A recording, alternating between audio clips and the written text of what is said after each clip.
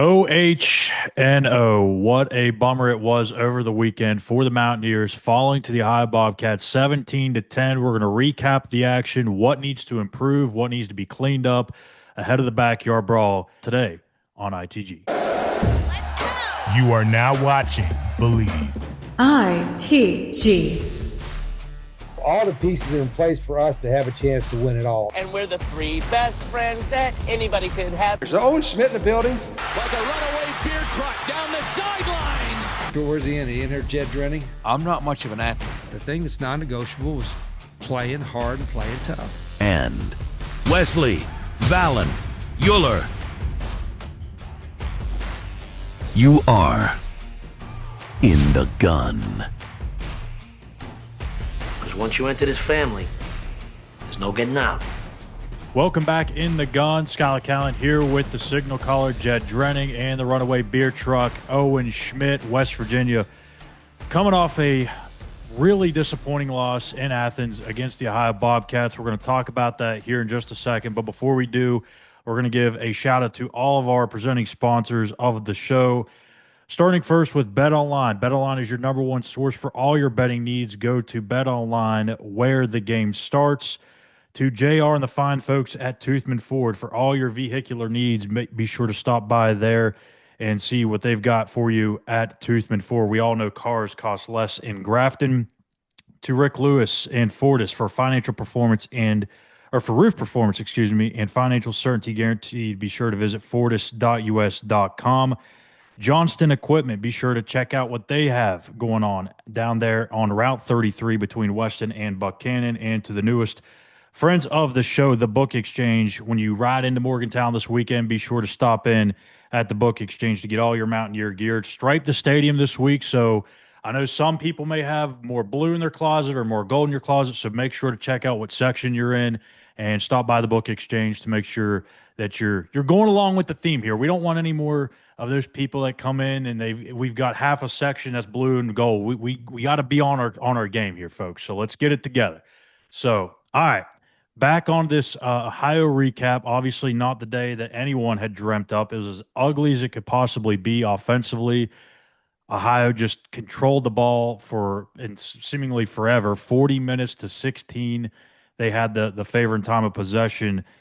A lot of that was the Mountaineers just couldn't sustain any offensive drives. 2 of 13 on third down. They were playing behind the sticks for most of the day. The defense did force 3 turnovers, but they went 3 and out on those 3 turnovers every single time. It was just not a good complimentary performance from the offensive side of this. So, Jed, what do you guys think on this heartbreaker?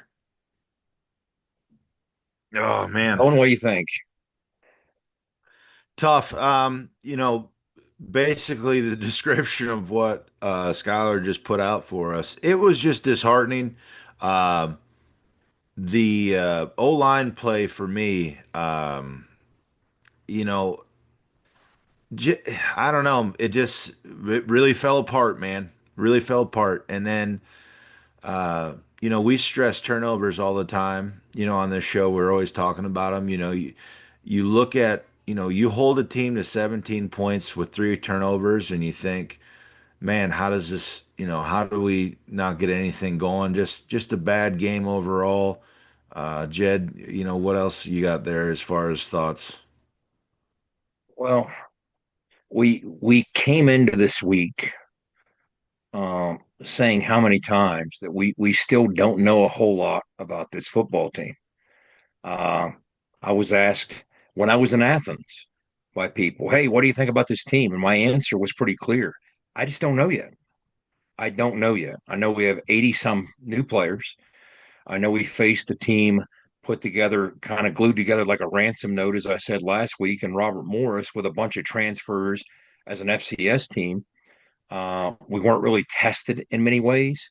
And, the old adage of you get better, and this is what I've been thinking about since I left Athens, you get, such an improvement between game 1 and game 2. Here's the thing, guys.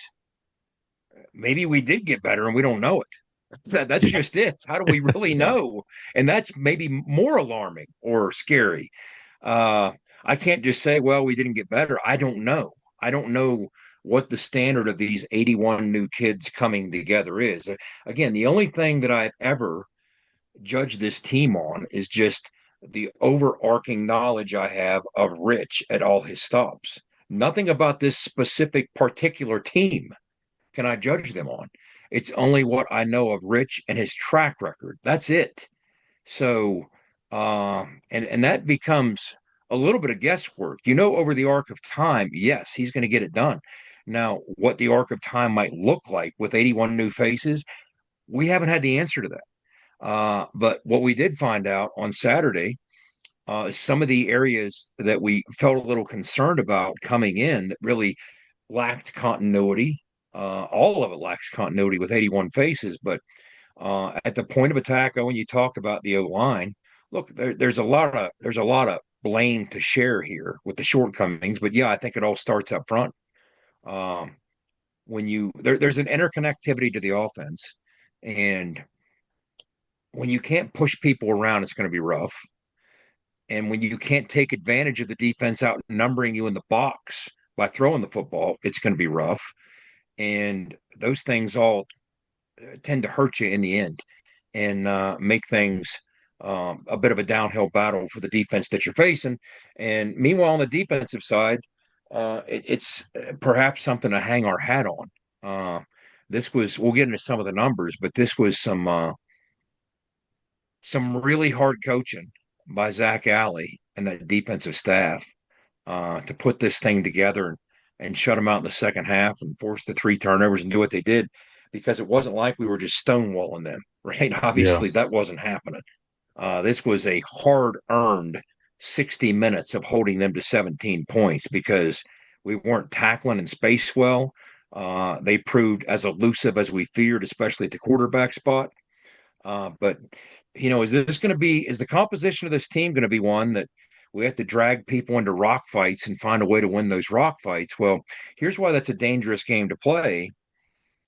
That kind of imbalance eventually starts to wear on one side of the football. And you start to see fissures or cracks in the dam over time. That starts to wear. And that's why it's imperative, not just over time, but starting this week against Pitt, that you start to see some signs of life. And that's where, everything we're thinking, Rich is thinking times 10,000. Oh, right? yeah.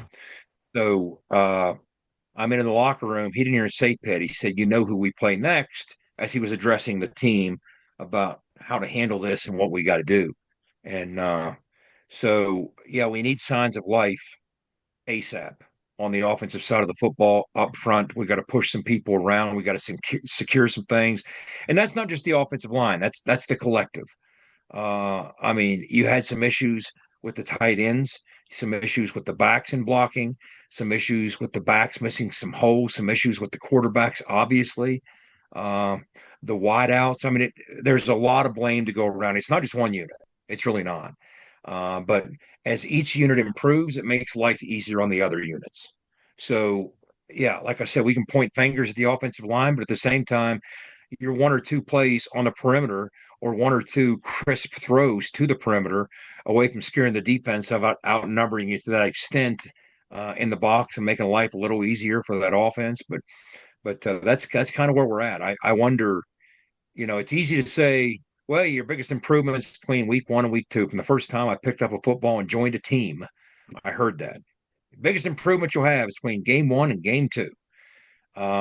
Again, I don't know enough about this team to know. It's easy to say, well, they sure didn't improve. I don't know. I don't know enough about them.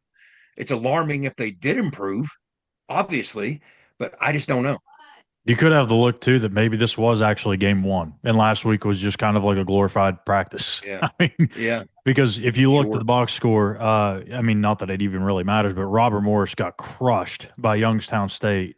So there's something to that maybe, but here's what I want to say, too, before we really get diving into this, and just the 50,000-foot view of this, is it's one game. There's a lot of season left. If you look back at Rich's history, whatever stop he's been at, his teams are much better in November than they were in September. That's been the case everywhere, almost every single year.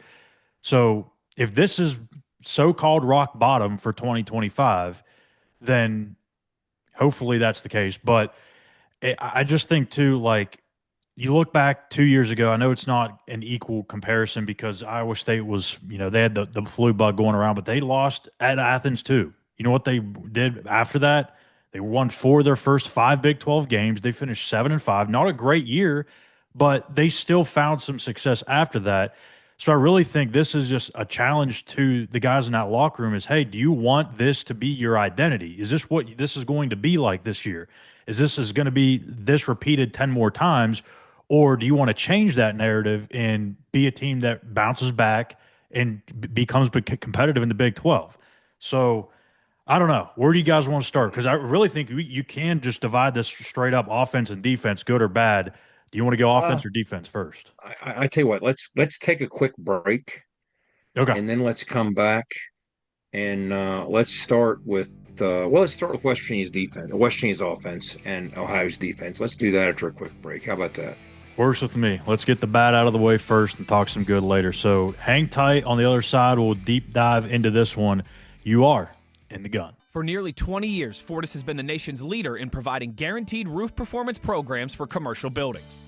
Fortis offers roof performance solutions that feature extensive initial and ongoing reconditioning for commercial buildings as an alternative to traditional replacement, with long-term performance guarantees that are backed by global leader Lloyd's of London. Fortis offers a comprehensive range of roof performance management programs that provide financial security, extend the life of our customers' roofs, and make a significant impact on ROI. Fortis is currently improving performance and increasing ROI for customers at more than 4,800 locations, with more than 140 million square feet protected, including many Fortune 500 companies that have turned to Fortis to save money, gain financial certainty, and extend the life of their existing roofs. Fortis has helped customers save more than $520 million in capital roof replacement costs for an average ROI of over 250%. To learn more, visit fortis.us.com. Fortis, roof performance and financial certainty guaranteed. Nobody supports the blue and gold Mountaineers like Toothman Ford. With over 20 NIL deals and counting, Toothman Ford continues to rally behind our student athletes. And it's time we rally and support the dealer that supports the Mountaineers. Not only does Toothman Ford offer the best prices in the state on pre-owned, their never over MSRP campaign on new Fords guaranteed to save you thousands. Drive with pride all season long, knowing you're supporting the dealer that fuels our Mountaineers. Toothman Ford, where cars cost less, in Grafton and at toothmanford.com.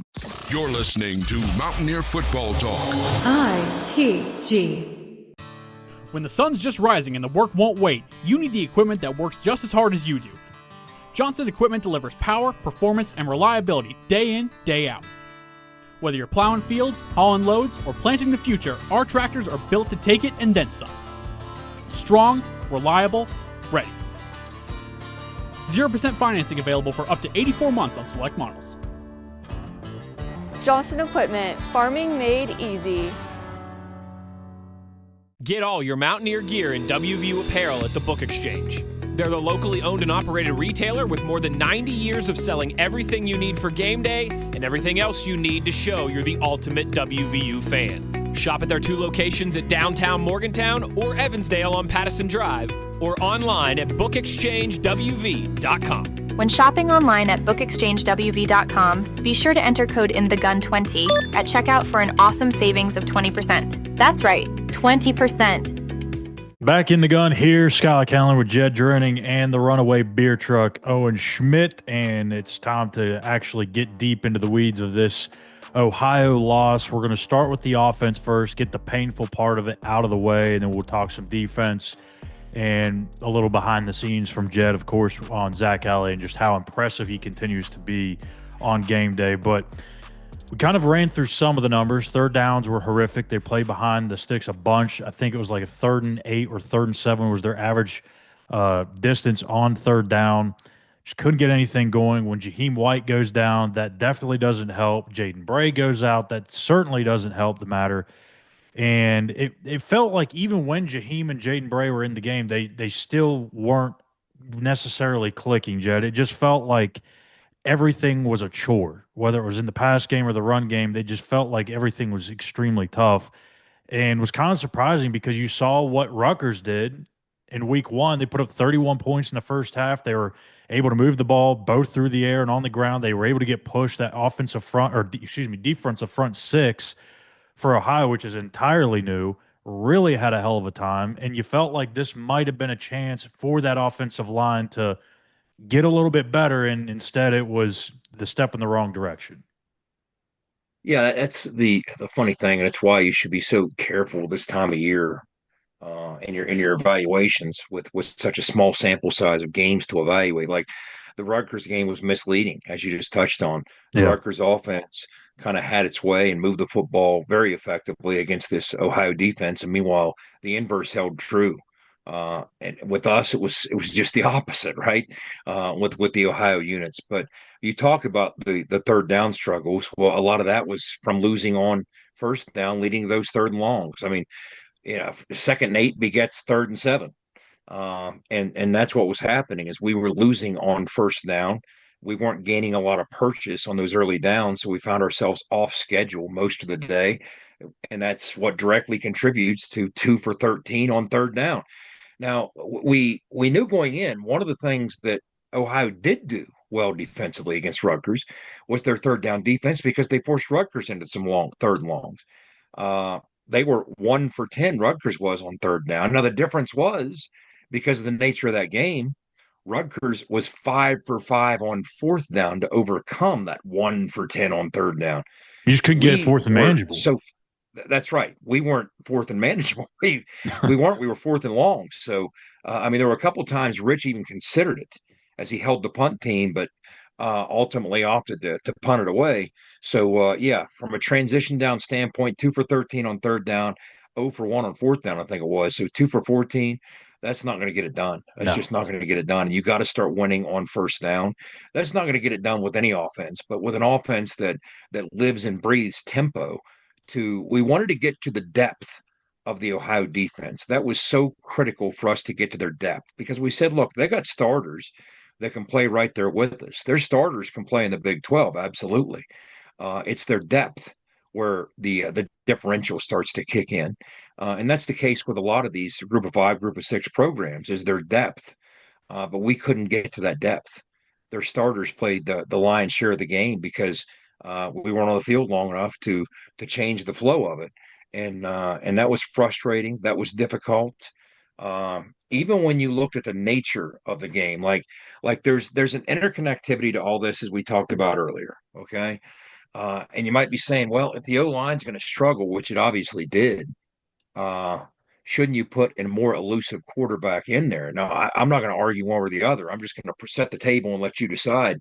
You have a guy who, in Nico, over the course of the offseason and camp, has demonstrated the best ability in that room to at least get you in the optimal play and play, on occasion, pitch and catch out of the quick game. That every time we run the football, just about every time, there's a pass game attachment to it in the quick game. So if you see him a couple times a game flipping a quick hitch route to the boundary or something else out of the quick game, that's off the RPO element of it. And he has demonstrated that out of the quarterback room, he's the most efficient at doing that. Now, he had some throws that were off the mark in some of the downfield throws and some of the rest of the pass game on Saturday. But if you just want to stick to the confines of, okay, the RPO attachments to the run game, well, again, Nico has demonstrated, I'm not going to say he's been a world beater at it, but he's demonstrated the most consistent ability to do that. Why does that matter?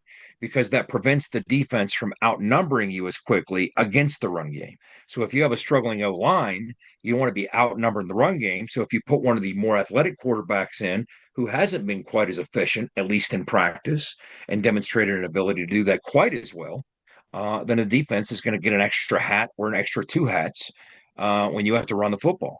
So you have to kind of pick your poison one way or the other.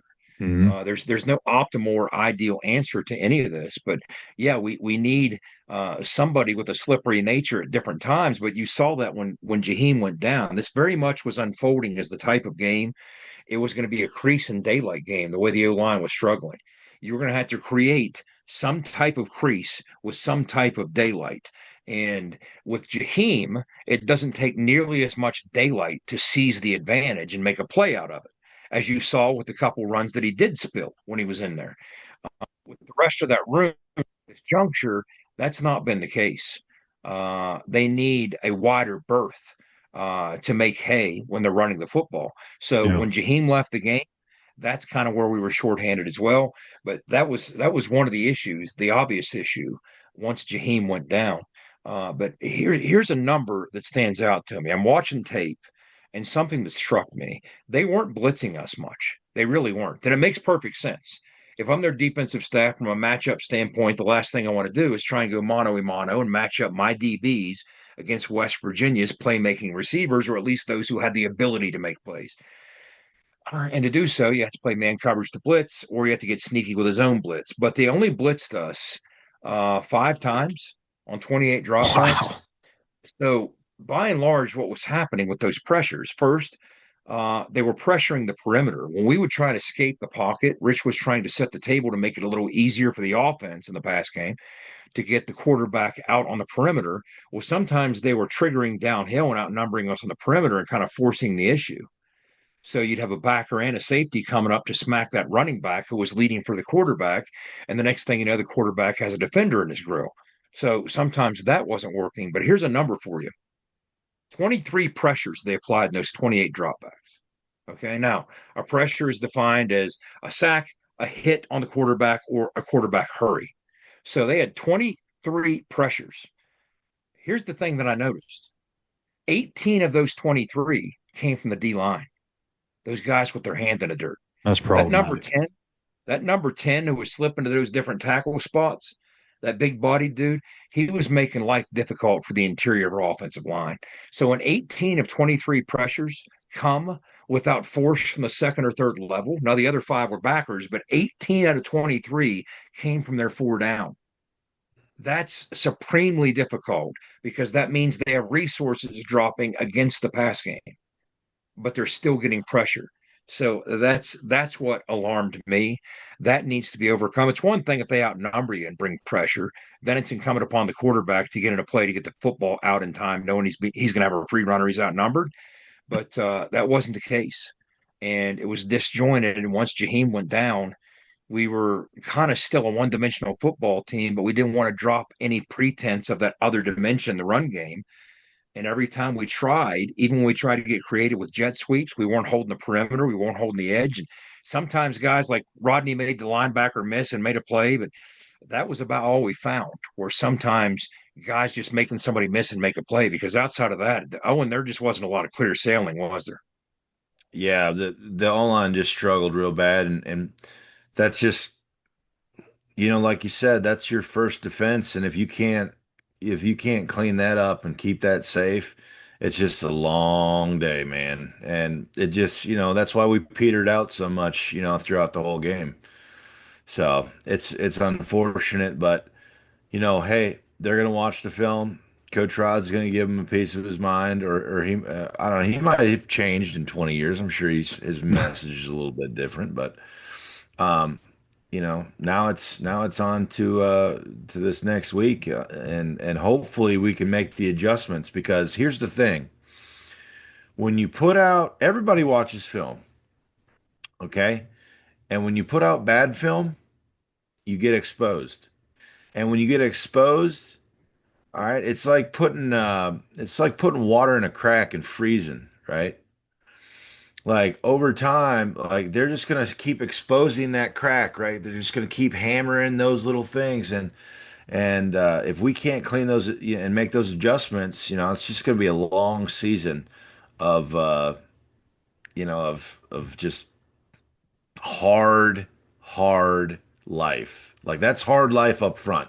It's hard life up front, man.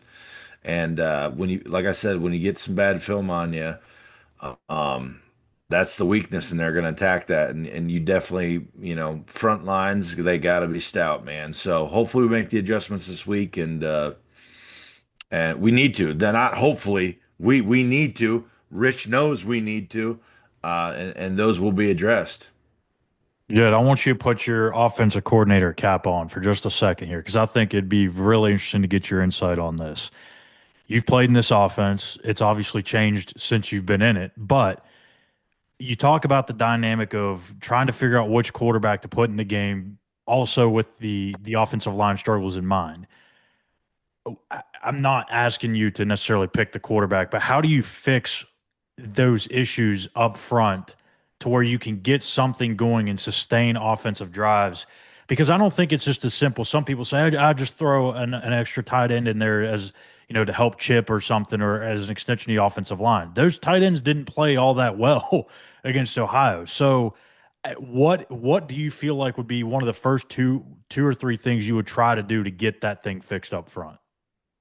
You start with this. I often said from the very first point I played in this offense when we first installed it, it was unstoppable, but for one thing. And this was back when we were throwing it 50 times a game. Mm-hmm. This is the part that holds true today. Okay.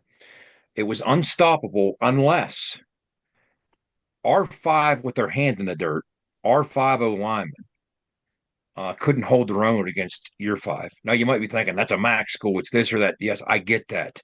But this is a unit of five guys who haven't played together.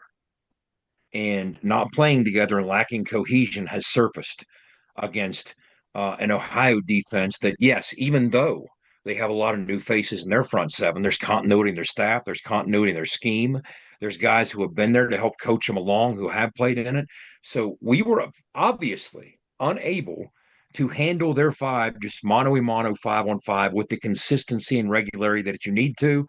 And even back when we were throwing the football, if you couldn't do that, life was going to be tough. If you can do that, if you can simply hold your own, you don't have to dominate them.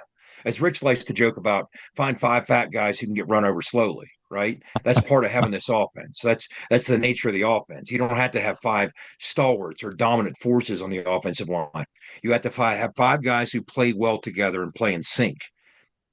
So when you look at it like that, if in fact you can get to the point where your five can go toe-to-toe with their five and simply not get consistently beat, then you get into the numbers. And the numbers are where the sweet spot can be found in this offense. All right, you want to drop an extra hat down and try and outnumber my five? That means you're making a concession elsewhere. Or if you want to drop guys back and not outnumber them and go too high, well, all right, that means I have a numbers advantage in another spot. But until you can get to the point where your five are consistently handling their five, not their six or their seven, okay? And that's where the second part of this comes in. Not only is it difficult when you're struggling against their five, when they're chopping the front up, and sometimes, again, you lack the continuity or reps together to pass off those twists and those stunts as they're chopping the front up. But then they're bringing extra bodies triggered downhill, as Ohio liked to do. They did the same thing against Rutgers. You could see very obviously they would spin their coverage when you motion, and they would trigger downhill one of their safeties as a force or a run asset with a run fit. And they did so very aggressively against us. But I couldn't help but notice by the second half, they were triggering even more quickly. Now, here's the impact that has. Outnumbering your offensive line, which is already struggling. Why are they doing that? Because the quarterbacks and the wideouts aren't holding up their end of the bargain. Because what's supposed to happen when you get into the numbers element of it, if they try and go +1 and outnumber you, you got to take advantage of the concession they're making elsewhere, which is a play downfield in the pass game. And we weren't consistently doing that, in part because we were trying to get to the edge and they were doing things to trigger, and sometimes the tight ends weren't effectively holding up long enough. Sometimes I saw tackles blocking but not holding up long enough, and you saw an aggressive OU player come in and maybe not make the play but impact the play.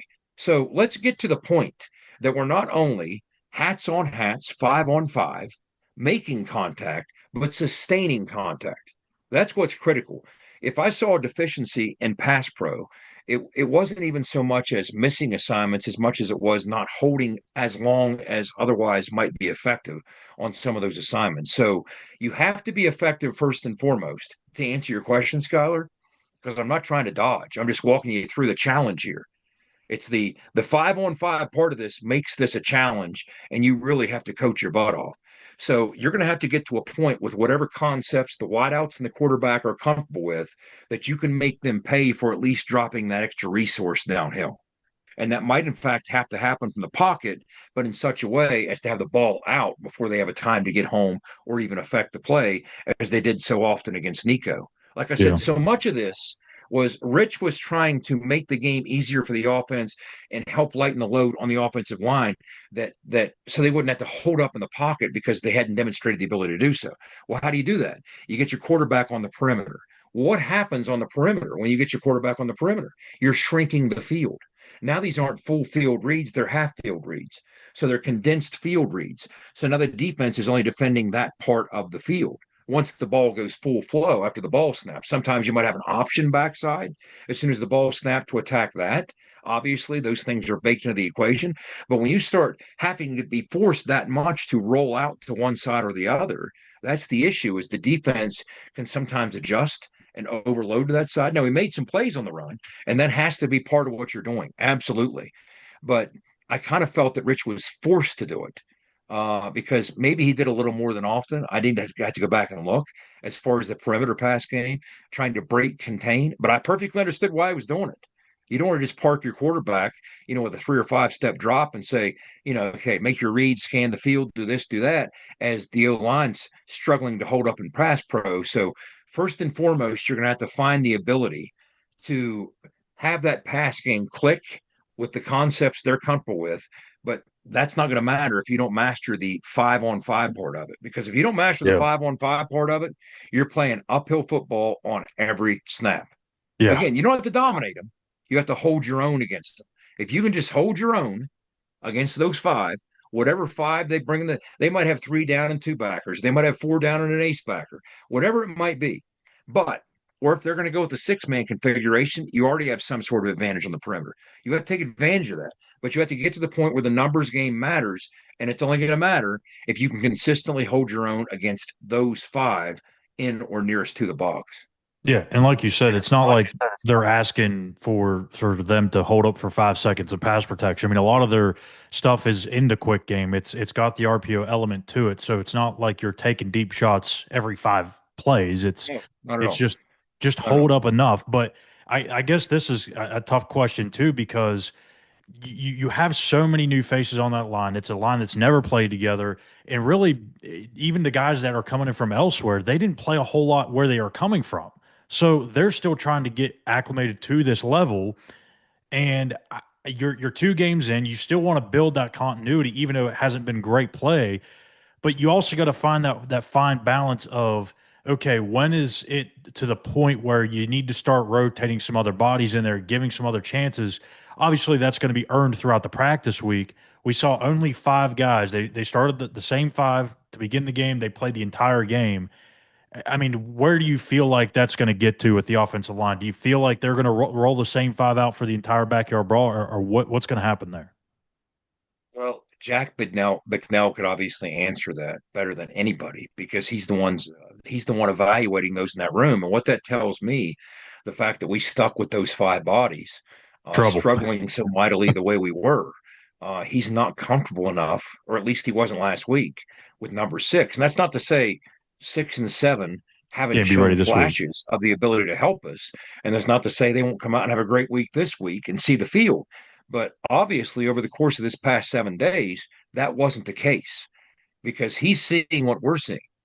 And if he felt that our chances would improve by rolling somebody else off, some reserve in one of those O-line spots, he would have obviously done it. He's been around the block a few times, right? And he knows his personnel. So the trick is, first, get those 5 guys to the point that they can hold their own against the other 5. And then we can start inserting 6 and 7. And you know what? If somebody has just a lights out week and earns your trust to show you they're ready to play in an actual football game between the lines with meaningful snaps and not RMU, okay, then go with that. Maybe you'll sacrifice a little from the continuity department for a step up in the ability or production department if they're showing you the ability and showing you the production in practice. Yeah. And once that happens, yes, you'll see change affected. But if it doesn't happen, you won't. That's typically the way those things work. Yeah. Lastly, at least I've got for the offense is the whole thing here about Jahiem White. It's a huge unknown. I know we don't want to speculate or make assumptions, but if he is indeed out, because he went out on crutches, he got carted off the field. It doesn't look like it's going to be a short-term type of thing. I mean, I think it's got a lot of people wondering what the hell do you do? I mean, he's the guy that stirs this drink, and you've got to find another playmaker. You have Cam Vaughn, obviously, but Jaden Bray is also banged up. So how do you replace Jahiem White? I don't know that you do. You may have to do it in the aggregate, but what's the game plan? What do you think, Big O? What do you feel like is going to be the way to get this offense to where they're finding enough explosive plays without Jahiem? Well, guys got to step up, right? The guys in the room have to step up. That's just what has to happen. Now, you're not going to get a Jahiem, but look, here's the thing about this offense. If you make the correct reads, right, and you hit the hole, you can be productive as a running back in this. You don't have to be super flashy. You can go back to and 20 years ago and watch me. I'm not a flashy guy. You know what I mean? Uh, Bull in the china shop. You know what I mean? There was a lot of times I was just kind of banging and banging around in there. But if you can really make your correct reads, right? First and foremost, O-line, we need better O-line play. We got to have movement, right? That's the first thing. If we want to go anywhere, Starts with the big guys. it has to, because listen, Jaheim's great, but if them guys ain't blocking for I mean, he's just trying to make whatever he can happen, and that's not really how it works, right? So we got to get great online play. We got to get that. We got to step up, right? And they will. They'll improve, right? And I guarantee they're being stressed. Okay, I guarantee they're being stressed right now. So they need to get better. They need to get in in the film, and they need to do what they need to do in practice to get better and evolve into that solid unit, right? That Jed was talking about. You got to, right? And then as far as the running back position goes, yeah, we have all these other candidates outside, but for that guy, he is important. Just run the reads. Don't think of trying to make up plays and reverse and field. Just hit the hole, right? If we can get a guy to get in there to do that, that will supplement what we need to do in the run game, right? And then it's only a matter of time, those start binging and banging, because I've just seen too many guys in a zone scheme, and some of them come from a great, running back background, where they are those guys who can, make a bunch of guys miss and this and that. But if you can hit the hole correctly and make those proper reads, right, with the movement up front, it can be done. And it doesn't have to be that super flashy guy. It can be done by just, like I said, a meathead like myself. But I think we have a couple guys that could get it done for us. We just, like I said, it's tough to do it without the movement. Preach it. Jed, you got any final thoughts on the offense before we spin the block? Yeah, think about the movement that Owen's talking about. Again, the nature of what Rich does offensively is so heavily predicated on zone schemes, and it has been his entire career. Yes, there's some gap in there. Of course, you want to keep a defense off balance. But when you talk about zone schemes, it doesn't take a 6'8", 330-pound NFL tackle or guard to pile drive somebody.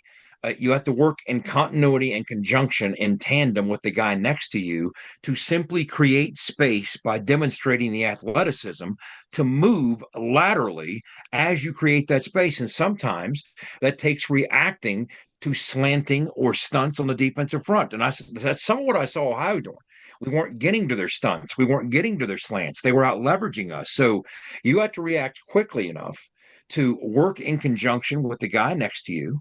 And that's how you create that space. If you slide in perfect tandem with that guy that you're used to repping next to, one of you is going to disengage and climb to the second level and handle that backer before he's already through the hole. But sometimes those reactions were slow, and sometimes we weren't catching up to the stunts or the slants. So it's not you're being asked to drive a guy 10 yards back, because sometimes you have difficulty IDing that guy. Some of the issues we're talking about the other positions, if you go all of a sudden and reinvent yourself as a gap scheme offense predominantly, that's a whole different issue now. You got to ID who you're going to block on each snap, as opposed to just, once in a while we're going to run a gap scheme and then you ID them, which I think they're okay with. But this is a heavy zone scheme offense, and that's how you create space. Is Owen keeps using the word movement. I think that's critical. But I think at some point you're going to have to find a difference. And now I ask myself, I don't know the answer because I don't know the personnel like Jack McNell does, like Rich Rodriguez does.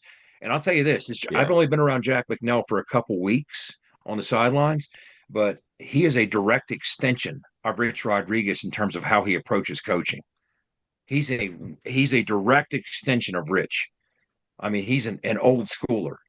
So uh, one of the things that crosses your mind is if you can hold up in pass pro, and that might mean some max protection with more productivity from the tight ends, but if you can hold up in pass pro, is the sweet spot found somewhere between what we're trying to do right now and what Rich did at Arizona or what Rich did at Glenville? Because he doesn't want to, I mean, he threw the football 73 times in one game in Arizona, but that's because he trusted his O line in pass pro. We're not there yet. So you can't just flip the switch and go the other side of it either because the answers aren't there yet. So you have Jed, to real quick. demonstrate. Yes. I don't mean to step on you, but I remember us having this same conversation literally before the season. It's tough to get a group of guys in 3 months to get continuity like that. It's just tough. It's going to Absolutely. take time. I mean, it's literally going to take time, and I know Absolutely. we don't have time, but that's really what it takes. Those guys have to trust one another. They have to know the calls. They have to be so mentally prepared that they're ready for anything because there's a lot that gets thrown at this now. So, Yep. for them to be able to make this work, they are going to have to make it work because Yep. you know we could go on and Jed could spit out as much as he wants and I could go back to the war stories I got, but continuity for up front is going to be the key. These guys have to get on the same page. We're not going to win any football games if that doesn't happen. I mean, you can't reinvent the wheel here. I mean, we're built to do a certain thing, or at least we're closer to being built to do a certain thing than to any other thing. So to give up on that certain thing that we're closest to being built to do would be crazy. So you Yeah. can't do that. What you're trying to do is along the way during the learning process, maybe change the curve a little bit with a couple wrinkles that maybe he didn't anticipate or he's used in the past, or but you can't reinvent who you are. I mean, just like Owen's saying, this is not going to get better until you rep it out. And theoretically, what should happen is every rep in practice should make them that much better. Every rep in a game should very obviously make them that much better. And over the arc of time, you should start to see improvement. Some of it will be so subtle you don't see it. It's not obvious. It's not just outright before your eyes, but it'll be there. But it will start to happen. It's just we want it to happen quickly and sooner rather than later. And that's the part that as a coach, you have to find a way to precipitate that. And that's not easy. No. That's not easy. You don't have a time machine. You can't say, hey, jump out here and get an extra 3 months of reps and then come back and visit me again. You can't do that. So that's the shortcoming. And, not to beat a dead horse, but we talked about the struggles that Rich had in the start last year with 60 some new kids, the 0-3 start. Yes, a big part of that was the schedule. The schedule might make you lose to Coastal Carolina, but the schedule doesn't make you get your doors blown off 50 something to 20 at home by Coastal Carolina. So they had big struggles out of the gates last year at Jack State, that team that, and I'm not sitting here saying we're going to go challenge and win the Big 12. I'm not making any predictions. I'm just saying they were in a very bad and dark place for the first 3 weeks of that football season last year before some of that continuity that Owen's talking about started to crystallize and come together. And then different things were happening, different changes were made. They found the right process, they found the right chemistry, and the rest clicked. That's the process we're in, trying to find the right chemistry, trying to see what clicks, trying to see who fits best where, and go from there. What a day on the offensive side of the ball. And I think we're all ready to move on to the defensive side, which is not all great, but that's where most of the good stuff came from. Obviously, there were some explosive plays that they gave up. That's going to happen, as Jed has talked about on here several times. Explosive plays are going to happen in this defense just by the nature of which it's called, but every defense also gives up explosive plays. What West Virginia really did a good job of was just shutting those opportunities down for the game to kind of swing open, where the offense wasn't getting anything going, and Ohio had a chance to maybe take a 2-score lead, and it just never happened. They were able to shut things down. They had that stop in the red zone as well. You look at what they did. Parker Navarro, 22 of 31, 247, a touchdown and 3 picks. The 3 interceptions was huge by the defense. You were able to get some turnovers. You just didn't have the offense to play complementary football and help you out. Running the ball, he had 87 yards and 18 carries. And we talked about it. I don't know. I felt almost sick to even talk about it in our post game show the other day. But just keeping contained against Parker Navarro, it is a freaking chore. And Jed, you have a little story on this. You were talking about this before we hopped on there. But I mean, playing against him it's not easy to keep him contained. And for the most part, there were opportunities. Or I would say there were plays where they were able to do that, and he still made something happen. So the fact that you look at the end of the day stats, and what do they rack up? 429 yards and only 17 points. That's pretty good for this defense when you take into consideration they defended 40 minutes of football. Yeah, it's not often, and Zach Alley and a defensive staff coach their butts off. It's not often you have a defense miss 20 tackles and you hold a team to 17 points. We missed 20 tackles. Now, 14 of those missed tackles were categorized as missed tackles forced. Yes, 7 were by Navarro, but 7 were also by Bangura. I mean, that back was a handful. They couldn't necessarily get him on track the way they wanted to. The difference maker, without question, as expected, was Parker Navarro. What struck me in seeing him up close and personal, as to opposed to all the tape that I've watched, I knew he wasn't a big kid, but I didn't know he was that small of a kid. I mean, it really struck me just how slight in stature physically he really is. And I think that almost plays to his advantage and his style, because we're going to have such a different challenge against Eli Holstein and Pitt next week. That's an elusive guy who simply shakes you loose because of his girth, his size, and his strength. You'll have a hold of him, he'll shake you loose. Meanwhile, the complete opposite end of the spectrum yesterday, this past Saturday, against Parker Navarro, such a small, slippery, twitchy, quick guy.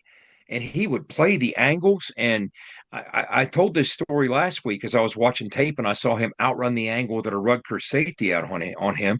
And I was kind of hoping, as I was watching the game tape, well, maybe that's a backup Rutgers safety, or maybe their starter was hurt and this guy's not that quick or something. And then after the game, I went back and I watched the post-game press remarks by Schiano, and he pointed out that safety and talked about how fast that guy is. Now, that safety can run, and he outran his angles. And I was like, oh, boy, why are you telling me this? So this was obviously top of mind for the West Virginia staff, just like it has been for every staff that faces Parker Navarro. Nobody heretofore has been able to do it. I'll promise you, Ohio State's saying the same thing as they're watching tape, as Ohio State prepares to play him Saturday. Now, with the Jimmies and Joes Ohio State has, I would certainly hope that if anybody can do it, Ohio State can do it with an NFL with defense, populating that side of the football for them. But he's a playmaker. He's a backyarder. He off script, he's so incredibly dangerous. When you look at his production when he scrambled, most of their offensive production in the run game came when he scrambled. It didn't come in their true run game. It didn't even come in the designed runs. It came on his scramble. He scrambled for 80-plus yards. So I think he had 8 scrambles. You know what that means, guys? Those are 8 more opportunities to sack him. And we, just like most teams, we couldn't get home on the sacks.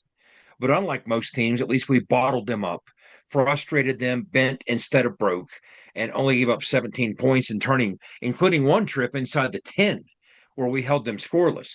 The turnovers, we set the table for a frustrated and struggling offense. It didn't matter. But the defense coming out, if you would have told me, hey, we're going to shut them out in the second half, we're going to force 3 turnovers, we're going to hold them to 17, obviously that's a recipe for success almost any other day except this past Saturday, and we couldn't get uncorked offensively and couldn't figure things out. Zach Alley's plan was to pressure him. Now, we talked about the risk in doing so last week. Remember those numbers that I gave you guys against pressure? Against Rutgers, he was 9 of 12, 2 touchdowns, no picks. All of last year, when he was blitzed, He only threw one pick last year when he was blitzed. Most of his picks came when he wasn't blitzed. Well, Zach Alley blitzed him on 42 times Navarro dropped back. Zach Alley blitzed him 26 times. Now, yes, he made some plays on some of that, including that zero beater for the touchdown. But at the same time, two of those three picks were forced by pressure, forced by blitz packages. I mean, I couldn't help but think like the touchdown in the second quarter where he ID'd the zero blitz and we had a matchup against the safety that he just loved. Everything he did was textbook. The way you do that, guys, you understand as a quarterback, all right, I'm outnumbered. I have a free runner coming from this blitz concept. He's coming completely untouched and is going to hit me right in the face. I'm happy to make that trade because I have single coverage with no safety help downfield. So what you do as a quarterback is you lose ground after you take the snap. You're losing ground. Why? To buy your receiver a couple extra beats to cross that defender's face and separate from him. You're buying every millisecond you can buy him by losing ground and retreating. Now, as you do so, you're going to throw off your back foot, put air under it, and let that receiver run under the ball. Also, the effect throwing off your back foot has, you're going to get hit, but it helps you absorb that hit. Everything he did textbook. It was a perfect throw. He dropped it in a bucket. Boom. That was just one of the 26 times that we blitzed him, that he ID'd it ahead of time. It's one of the most dangerous things you can do against an effective quarterback. Let them see the blitz coming. It's fine to blitz them as long as they don't know when it's coming or where it's coming from.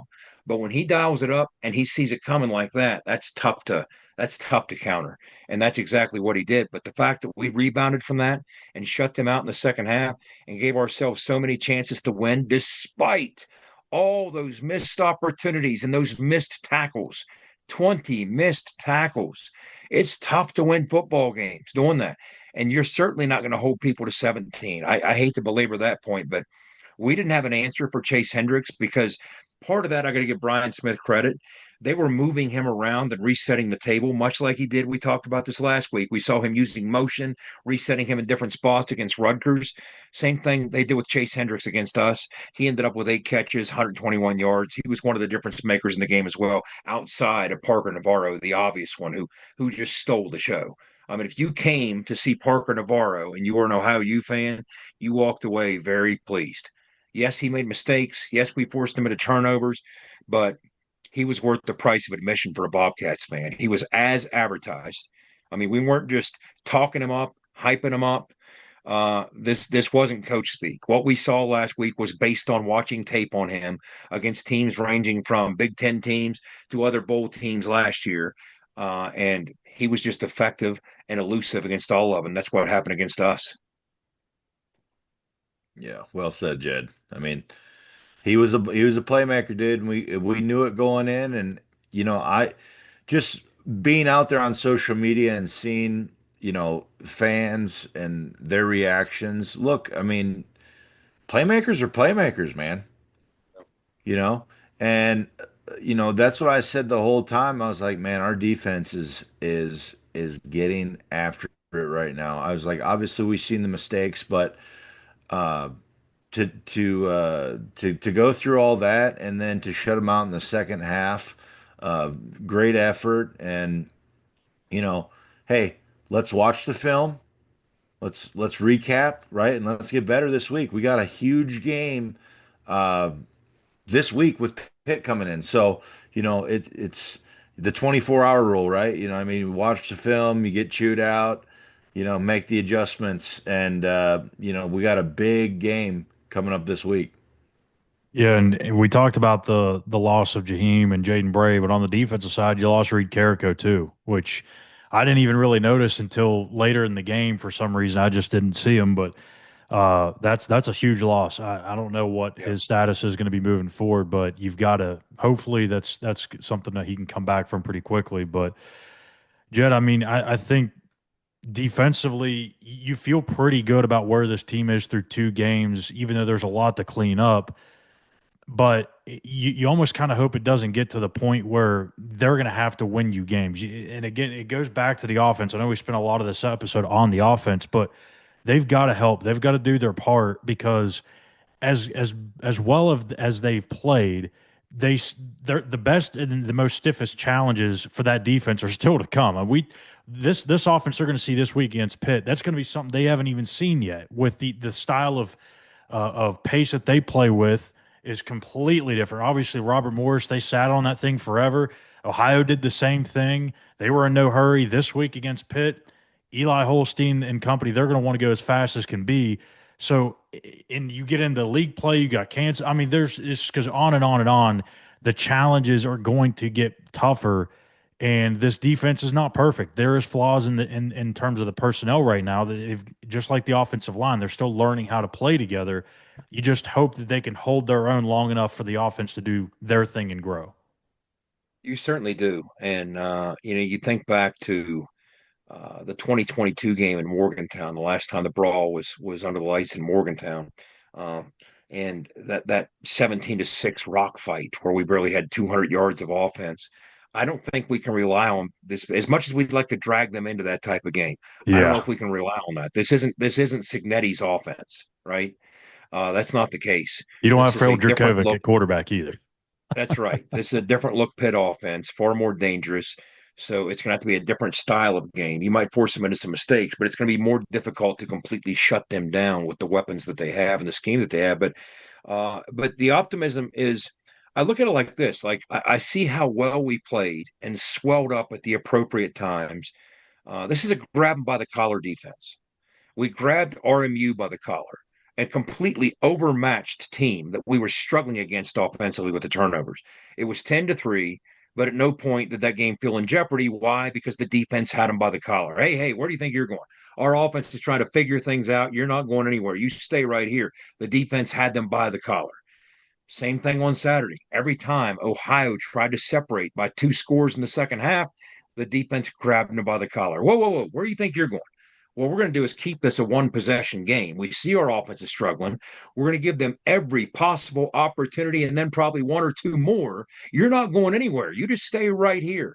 And Ohio moved the football between the 20s, but did they score in the second half? No. The defense grabbed them by the collar. Now, as the competition continues to improve, we're going to play Pitt and we get into Big 12 competition.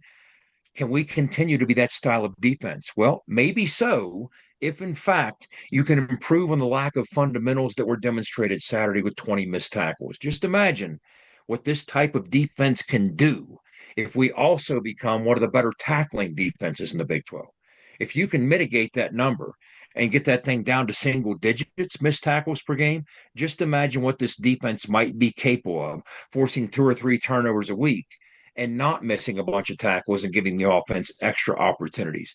If you're going to continue to be a hold 'em by the collar defense, that's what's going to happen.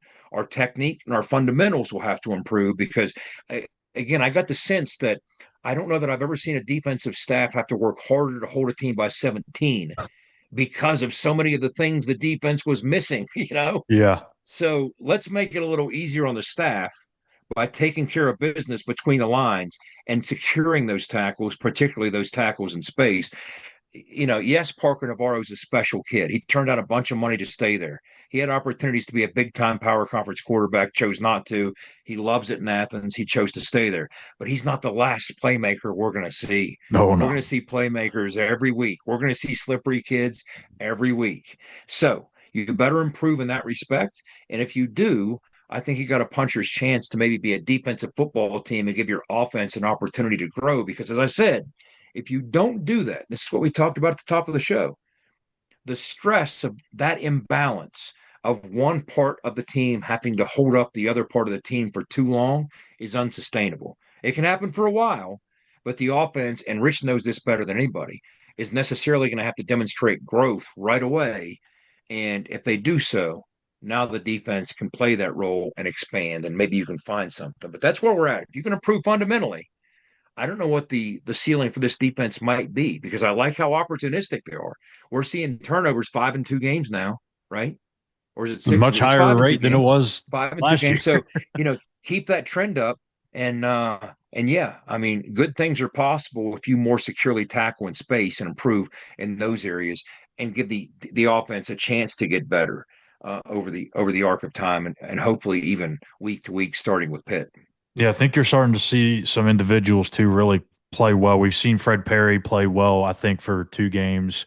Obviously, he was dominant against Robert Morris, but I thought he played pretty well against Ohio. KK Tarnu, we talked about it again before the show. The tackle he had on 3rd down, I mean, that was a massive stop. That was just before the 4th down stop, right? Was that actually right before he threw the interception, right? Yes. Yeah. And I'll tell you, it was KK's best game as a Mountaineer. I think it was Ben Cutter's best game as a Mountaineer. He stepped up when we really needed him with Reed Carrico out and that linebacker unit. Ben Bogle made some plays for us. So, let's get healthy, let's get right. But some guys stepped up to at least give us a puncher's chance that we otherwise wouldn't have had. Yeah, Zach Alley so far worth every damn penny that West Virginia is paying him right now. So, I don't know. Any final thoughts from you guys before we wrap up? Time to improve, right? You got to take those little mistakes and you got to correct them and move on. I mean, that's just what's up. You got to get better. You got to force yourself this week to watch the film and get better. And like Ben Cutter said, saying, go ahead, Jed. Is that what he said? I was going to say, there were people saying, and I understand it, last week going into this game, as we were all, giving all due respect to Ohio as a team that won 30-plus games, irrespective of G5, G6 or not. Some people were saying, oh, come on. We're West Virginia. We don't worry about a MAC school, much less if Rich Rodriguez gets things firing. We don't worry about a MAC school. You guys are talking about a MAC school like they're this and that. And I'm like, look, a couple of years from now, I'll agree with you. I'll give a MAC school due respect, but wink while I do it. But with 1 game under our belt against a very suspect RMU team and 81 new players, and I know less than nothing about this team, and we're going into Athens to play a consistently successful G5 program, I'm a little worried. That's a stiff challenge for a team that knows nothing about who we are right now. In a few years, once we stabilize, get our footing under us, I agree that we're not there yet, okay? Everything is a struggle right now, everything. And this is what I've been trying to tell you guys really from the moment I've jumped on this podcast with you guys is we keep it real and we're going to tell you how it is. We're not going to fluff somebody up to be like I said last week, we weren't making Parker Navarro out to be the next Lamar Jackson. We were just telling you there's a legit reason why that WVU should be concerned, and it ended up playing out. We're not here to tell you, hey, we were right. We're just telling you that when we say these things, there's merit to it. So just know that moving forward. Hopefully, we're not Ohio State. Yeah, exactly. Ohio State might make him look much differently than we did. We're not Ohio State. Exactly. They've probably got 82 draft. Give it some time. West Virginia has 81 new players. They may have 81 draft picks on just the defensive side of the ball. So. Yeah. But that's going to do it for us here today. We're going to flush this one, and like Ben Cutter says, have a goldfish memory. We're not going to speak of it. Well, we may talk a little bit about it here and there, but we'll move on to Pitt. It's the backyard brawl. And I know some folks maybe, a little down and out about, how this last weekend unfolded, but you've got Pitt coming up. This is a chance to redeem yourself, get back on track. You win this game, put the Ohio game back in the far back of the memory bank. So chance to get right and have those good feelings returned. So stay tuned. We'll have the barbecuing with the beer trucks next episode dropping on Tuesday. And we'll have the preview show on Thursday, Phil Steele on Friday, as we get rolling here into week 3 of the season. So for Jed Drenning and Owen Schmitt, I'm Schuyler Callihan. The last thing we ask of you is to be an ear and tell an ear about your new favorite WVU football podcast. Take care, everybody, and we'll see you soon. You've been in the gun. ITG. The fun doesn't have to stop here. Be sure to hit subscribe and never miss an episode. If you have any questions, suggestions, or feedback, be sure to follow us on X at In the Gun Podcast. Join us again next time. Until then, tell an ear to tell an ear about your new favorite WVU football podcast.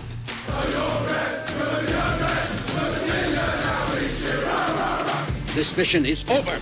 It's over.